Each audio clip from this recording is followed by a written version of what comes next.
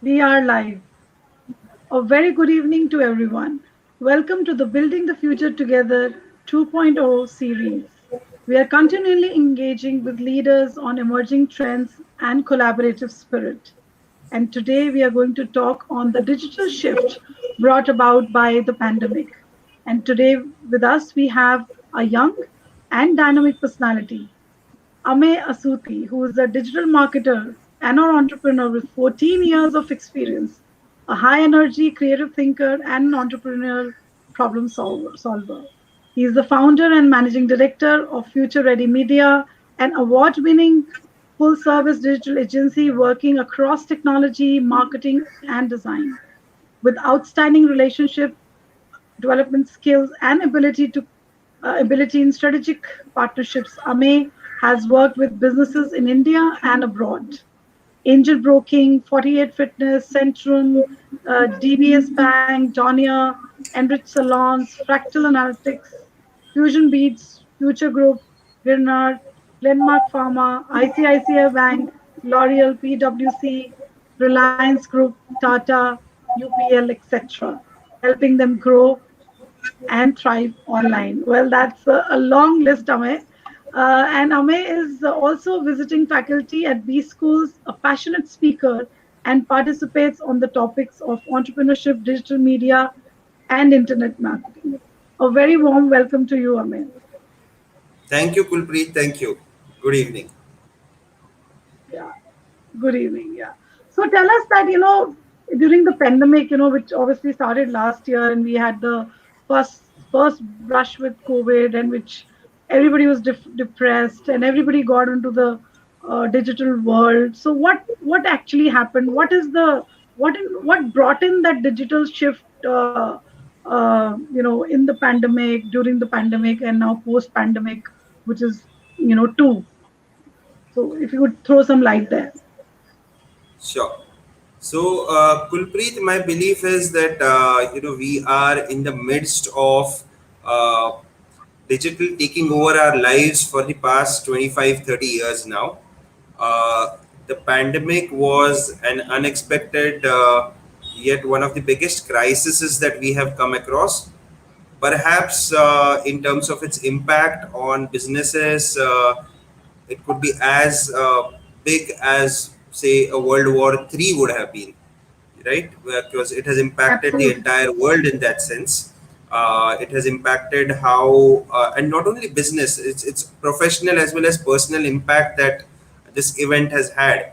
And it has been a prolonged event. It started sometime last year, and like just this morning, I read about there being a third wave in Africa. So different countries are dealing with it differently. So it kind of, in the Indian context at least, it came as the suddenness of a lockdown, which we had never encountered. It was the first time we heard the word, in fact. Like there could be something called a lockdown, and an infection could result in creating something of that nature, which was very disruptive. Uh, as businesses went from business as usual to this abrupt shutting down of retail, employees not being able to come to work, the digital process, which was a part of all organizations' evolution, suddenly everybody turned to the IT team and said, we have this problem. What do we do about it? We want so first was an infrastructural problem. How do we get people to have devices where security issues are taken care of? Second was a bandwidth issue, and more importantly, I think it was a mindset issue for organizations. So a lot of these technologies which we were dealing with for the past couple of years now, like instant messaging, cloud, remote working, all of them kind of came together. And to the credit of most organizations, we adapted to them, right? As a digital agency, we saw very closely how businesses first had a knee-jerk reaction, but then that led to a kind of study of what was actually happening, understanding the impact, understanding that things were not going to be the way they were usually, and terms like the new normal came into play then, and that's how we saw it pan out. So it's been an interesting uh, evolution across industries, across operations in many fields, uh, within departments within a business. Like if you look at marketing, sales, human resources, everywhere we saw an impact.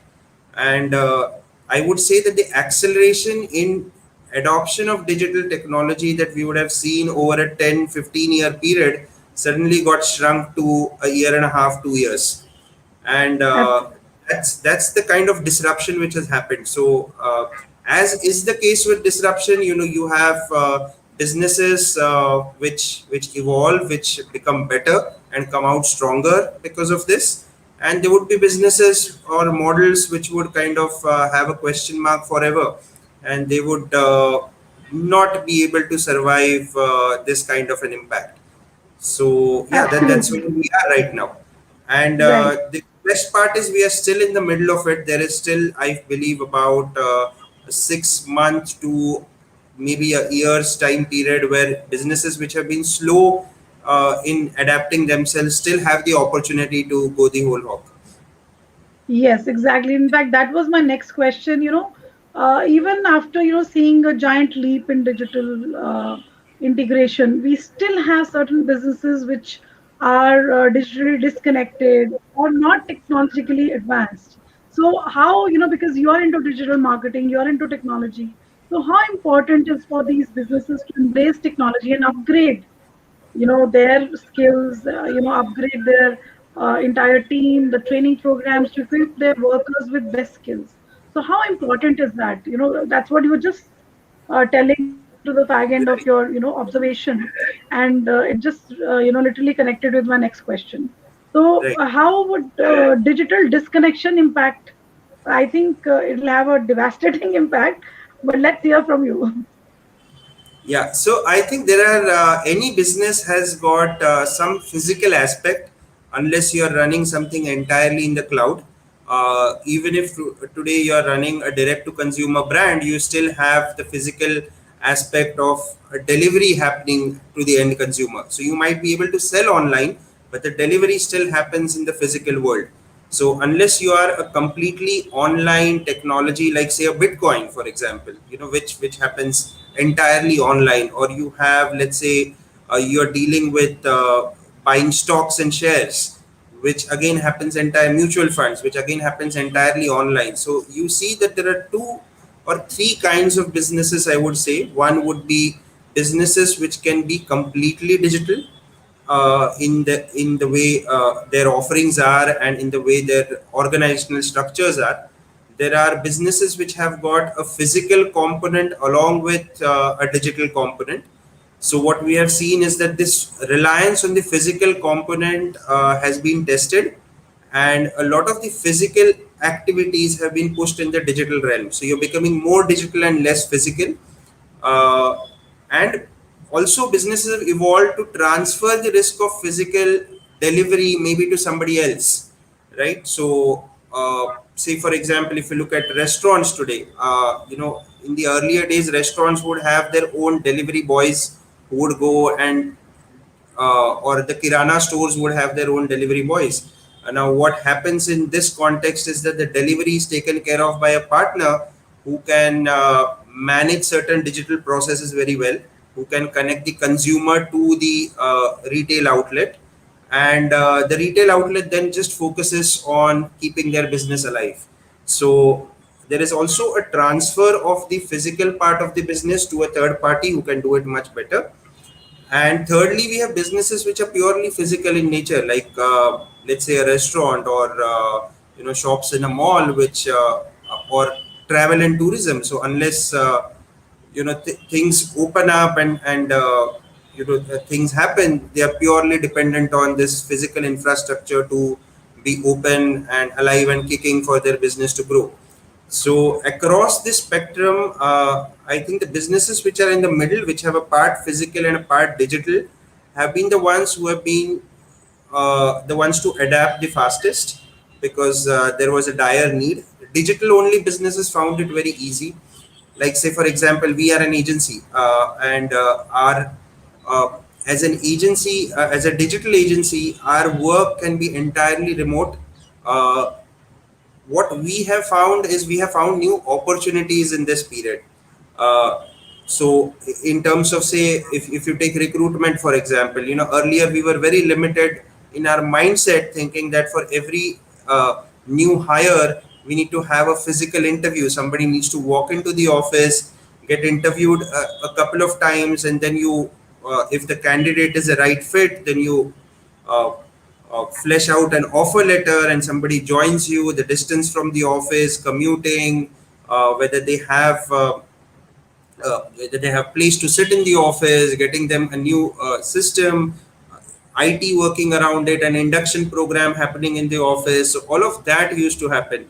Now today, and that was very small physical component of our business, so as to say, and that could entirely be shifted in the digital realm. And the opportunity that we found there was, now we were not limited because it was digital. I could hire people from Bangalore. I could work with people across the world. And in fact, in the last 1 year, we worked with talent from countries like Romania, from the US, and Bangladesh. So we were able to work with a larger set of people. Now, talent could be anywhere. And because we were entirely remote, we were able to exploit that opportunity, I would say. So, yeah, so to answer your question, I think across the spectrum, if we look at the physical only businesses, there the impact has been the highest. And there sadly there is no evolution that one can think of in terms of adapting to digital, uh, because the business itself can't survive if things are shut. But the other Absolutely. two groups that I talked about have done a wonderful job. Most clients that we work with have lapped up the opportunity that has been available. So yeah, so the funny thing is, with technology, we find that now there is huge demand for tech talent, because suddenly you Yes. are relying so much on technology.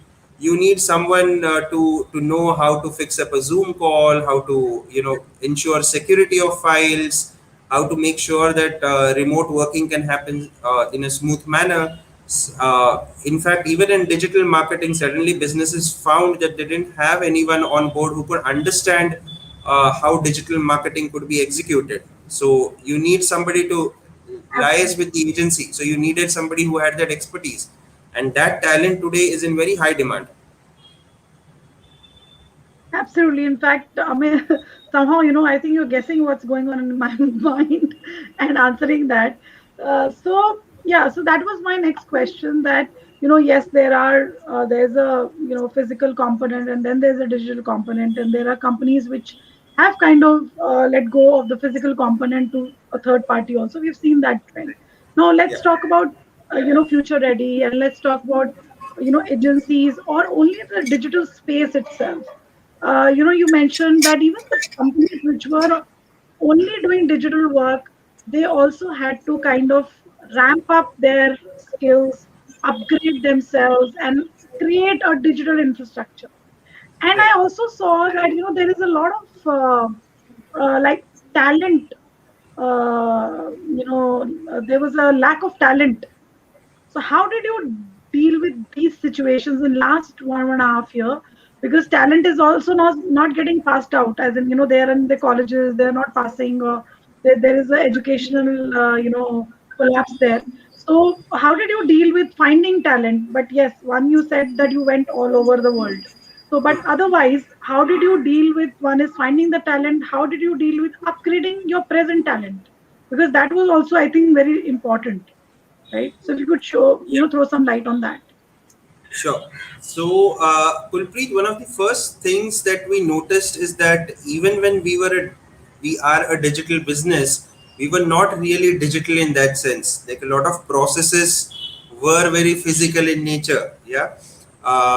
Collaborating, other than being in close proximity to each other, was not something that one had thought of.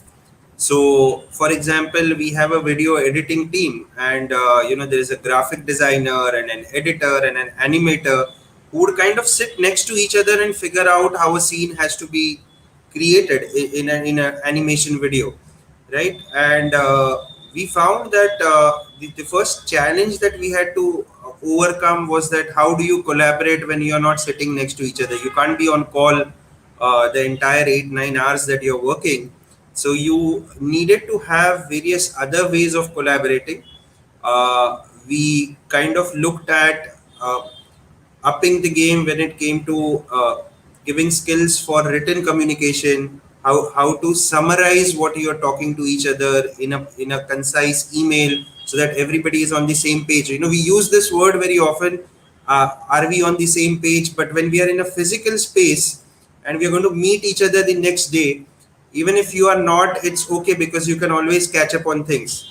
But when you're working in isolation for 8 to 9 hours, cut off from your team members, then it's very important that certain things are known in a language which everybody understands.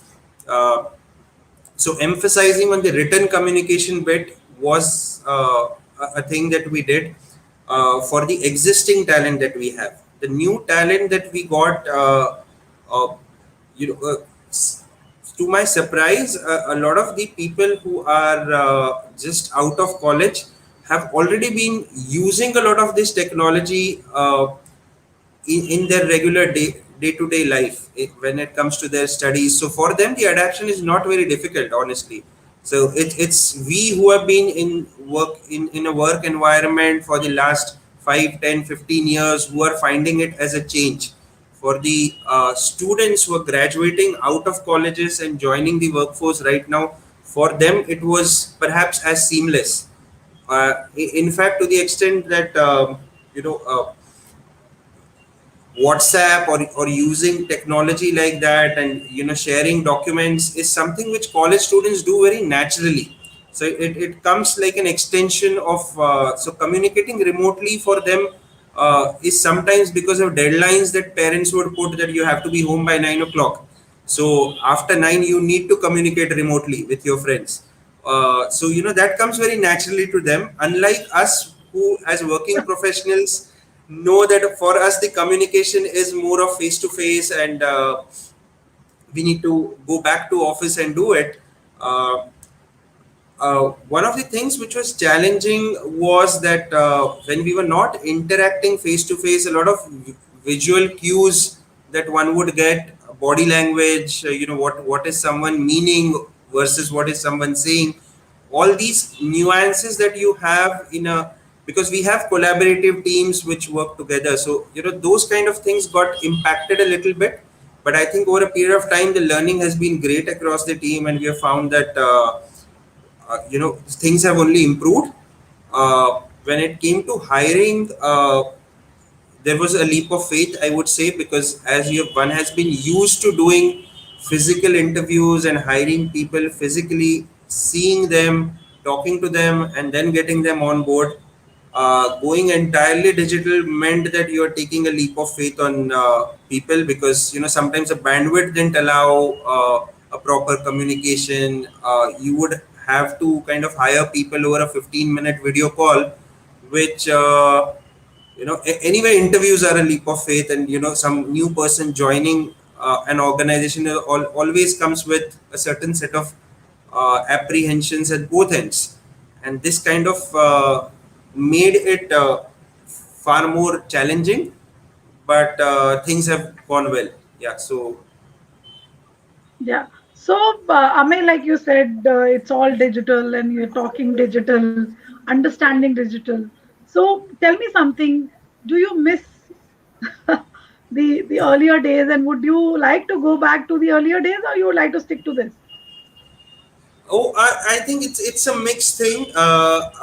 What the current environment does it when you're talking of remote working, there are sometimes no boundaries between personal and professional.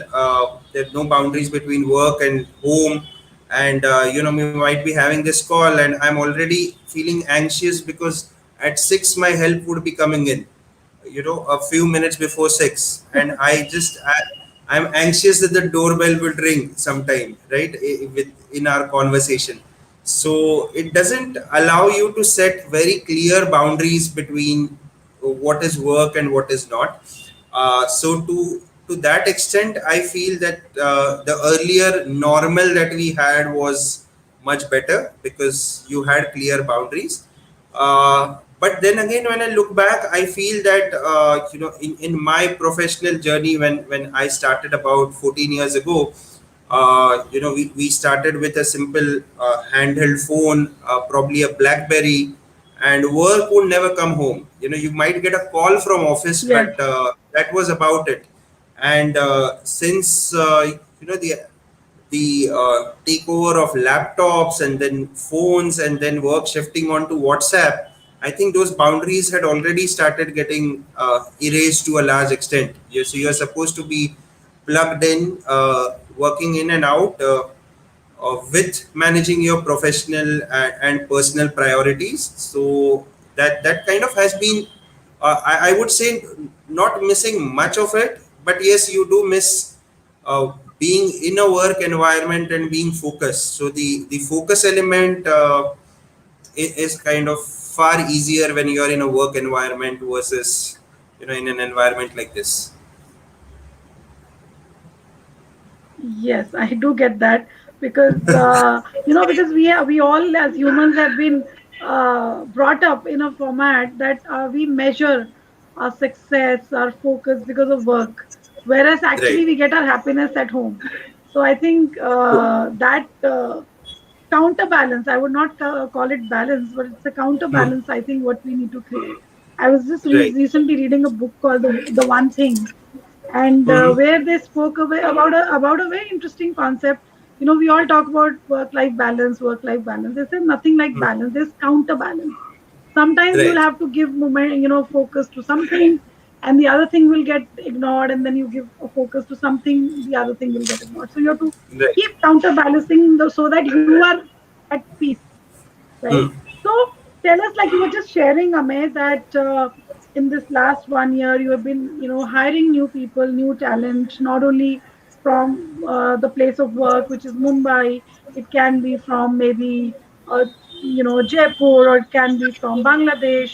So give us some tips, the listeners, some tips that how they can kind of build their trust, because like you said, you have to take a giant leap of faith in Right. hiring new talent, and without any kind of communication which you do physically while you're sitting together, that is totally missing now. So you never Right. know what's in the body language and what's in the, so there is no, you can't map the brain and the body thoughts, Hmm. right? So how do you kind of take that giant leap, number one? And what if that giant leap turns out to be a mistake? Then how do you resolve it? Right. So I think that's indeed something which I would say we struggled with initially, in the initial couple of months.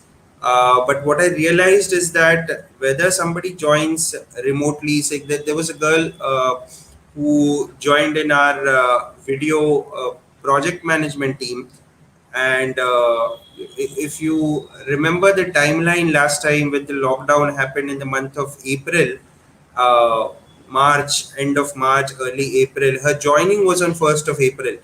And we had to shift that because our office wasn't open. And we then thought that, okay, it's going to be 21 days, and we'll look at it. And 21 became eventually a couple of weeks, right? And that wasn't on the horizon. So we said, we're going to freeze this right now.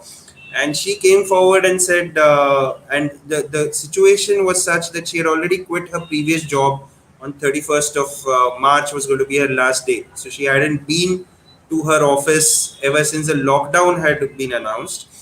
And here was an individual who was supposed to join us on the 2nd of April, and she couldn't join us. And that April, the month of April went by.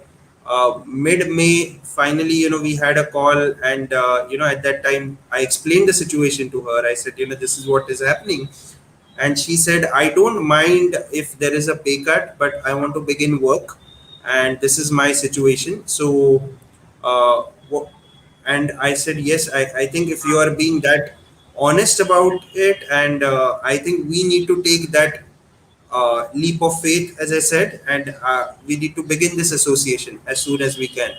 And the very next day, she started work. So that there are, like, an organization takes one step, the employees also need to take that one step forward, especially the new joinees, to make sure that the faith, the trust is restored between the organization and the joinee.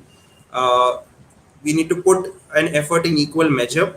And over a period of time, I realized that as an organization, you need to have very clear tasks cut out for at least the first 2 weeks, so that in when a person joins, like, the first day of work, and we had a couple of people joining, and I wrote to them and I said, I find it very strange that I have to welcome you over an email, and we don't do the usual welcome that we have in our office. You don't get a new desk to sit. There is the sense of curiosity that you have.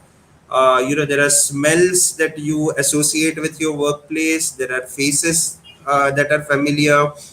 There is a certain commute that you do, all of those things. And these were kids who were joining in their first jobs, and they were not getting any of those. So I said, I feel a little sad that this is happening, but this is where we are. And one fine day, I'm sure you will be in our office, and you will get to see what future ready media is all about. But yes, the first 10, 15 days, I would say, the first 2 weeks become extremely critical. So have tasks which are clearly cut out, have a way of conveying what is expected, uh, and also ease them into things. Maybe make the first 2 or 3 days all about going slow. Just talk to people, understand what they do, then jump into a task. And that kind of made the process a little easier. I don't know how successful that is, because all this still is relatively not even a year old. So it would depend if these guys who have joined us in the past 1 year, if they continue to stay with us and benefit out of it, I think then we have succeeded in what we have done. Yes. So, it brings me to last few questions. In last 1.5 year, you are running a digital marketing agency. Have you seen some kind of a shift in your work requirements from the clients, or obviously it might have expanded or gone in the other direction? So, what kind of work is a digital marketing agency doing today? An ideal work, and what do you foresee in next 6 to 8 months, or maybe 1 year? But yeah, let's talk about 6 to 8 months, because we're in a dynamic world right now. We can't really foresee, at least I can't foresee so much. Yeah. Right. Yeah. So I would say that there are three, four kinds of businesses.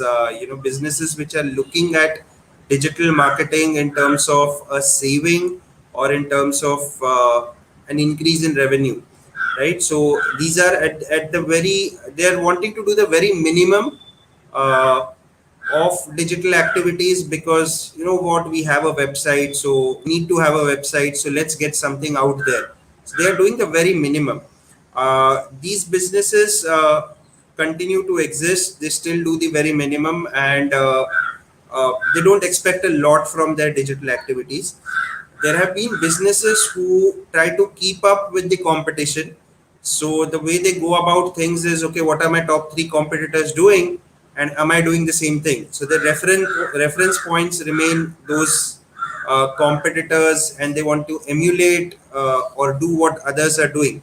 And these are basically businesses which are not the leaders in their respective industries, and they want to kind of catch up with things. So the first set, who are just trying to do the very minimum, look at services like having a website or having basic social media in place, and that's about it. The second set who are trying to be competitive, looking at the competition, are the ones who kind of go a little beyond, but they play it safe in terms of the budgets. So the budgets are not very great, but they would look at, let's say, a social media. They would look at a little bit of influencer marketing. They would look at digital PR. They look at, of course, websites, apps, if those are important. But that ends there. And the third set of businesses are the ones which actually carve out a digital led growth for themselves, who wish to do that, or who want to build it out as a competitive advantage. A lot of our clients, I would say, are in that zone. For example, we cater to a brand, a multi-brand luxury garage called Auto Rounders, and they're present in Mumbai and Hyderabad. In fact, they opened a new location in Hyderabad in the last 1 year, and they have looked at digital as a means to grow their brand significantly. So we do a lot of video content for them.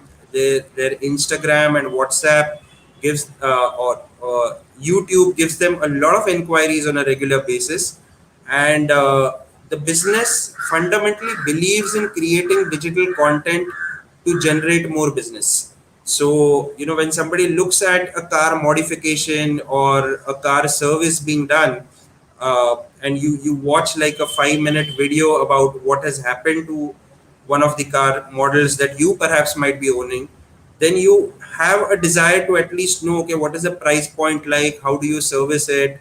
And that's how they're able to create a kind of space for them which didn't exist before. So they are somewhere between the company service centers and the roadside garages that you find, and they have clearly built their unique positioning through content. So there are businesses who want to be digitally very savvy because they see it as a competitive advantage. And yesterday we had this out on Social Samosa about BSES. So as a business, they have looked at using social media to reach out and resolve customer complaints. And we run a 24 by 7 monitoring mechanism for them, which allows them to cater to customer complaints much faster, uh, and get a sense of what is the nature of the complaint overall, which zones within the geography are more affected, and certain insights are there generated for them to act proactively rather than reacting to situations. So yes, the businesses which take it as a competitive advantage, I think those are the ones who are going all out and doing everything possible in the digital space.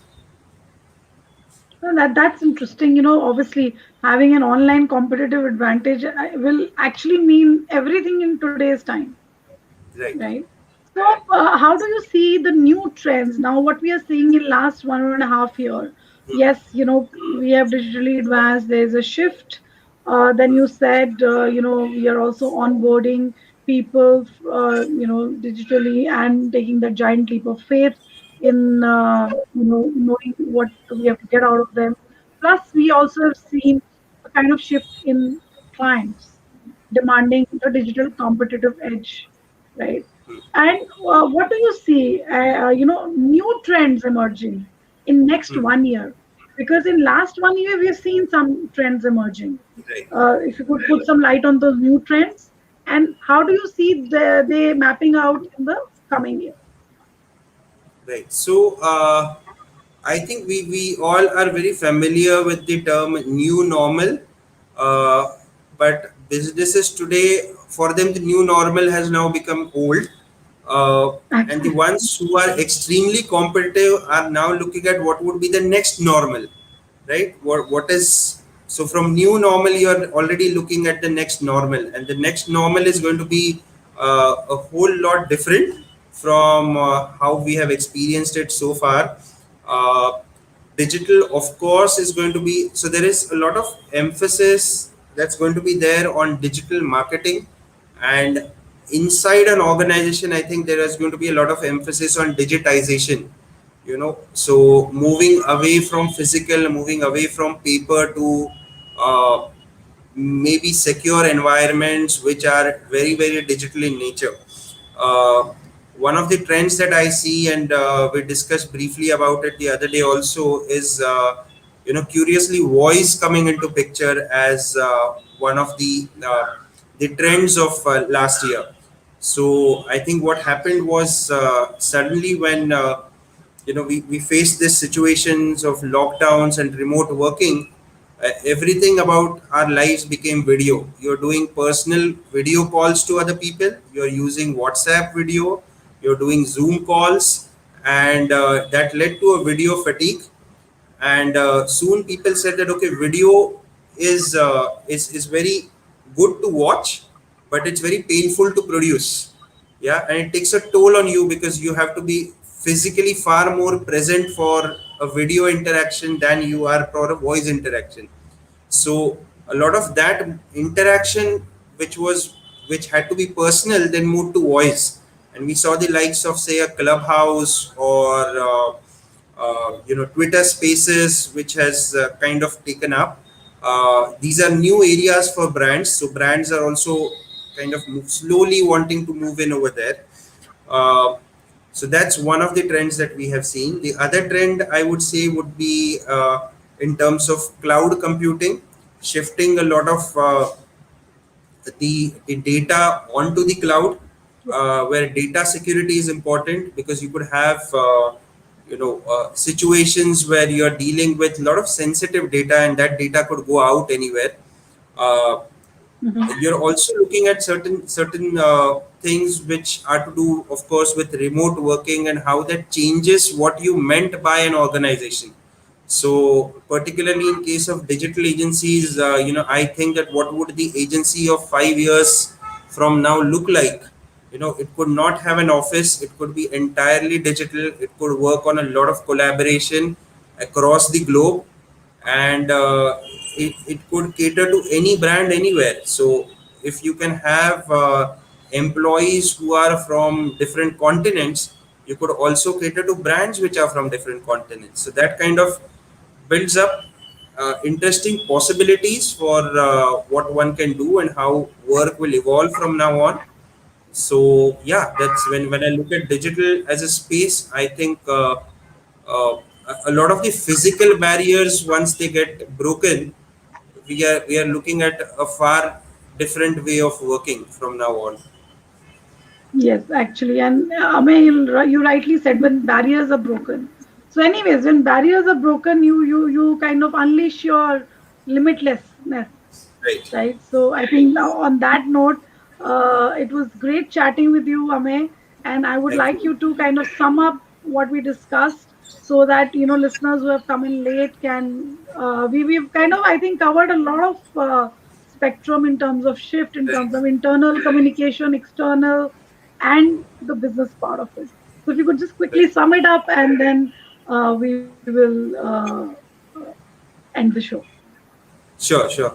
So I would say uh, one of the most interesting periods of our professional lives has been the last year and a half, and we are still in the middle of it. It's one of those events which kind of change things. I remember when I got into my first job, we were hit by the recession of 2007-8, and Yes. yeah, and that kind of was a defining moment at that time. And my CEO at that time used to say that if you start a business in recession, you kind of are you are very frugal, and you know how to go about things, with an eye on the cost. So that's one learning that somebody has when you start in tough environments. Similarly, I think this time period has also given us a lot of learning in terms of internally how one can look at organizations, adapt, evolve, and thrive in the environment today.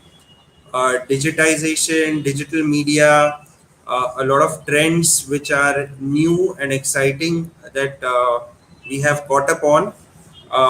We have seen businesses reacting very differently to uh, this change basis, what their component of physical has been in their business versus component of digital.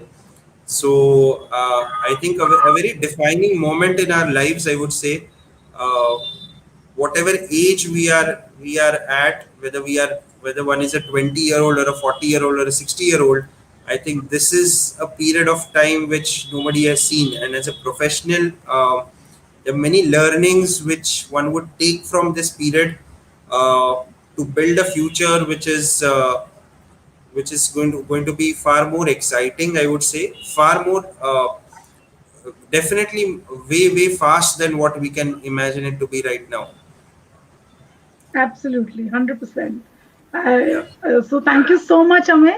It was Thanks. lovely hosting you. You're definitely pretty young and great insight. I learned a lot. So thank you so much for your time. And for the listeners, thanks for being there. And we'll be back with our next series on next Friday. Thank you so much. Thank you. Thank you very much. Bye. Thanks, Kulpreet. Yeah. Have a nice weekend. Thank you. Always a pleasure. Thank You, you. yeah, you Thank you. too. Yeah. Bye Bye. bye.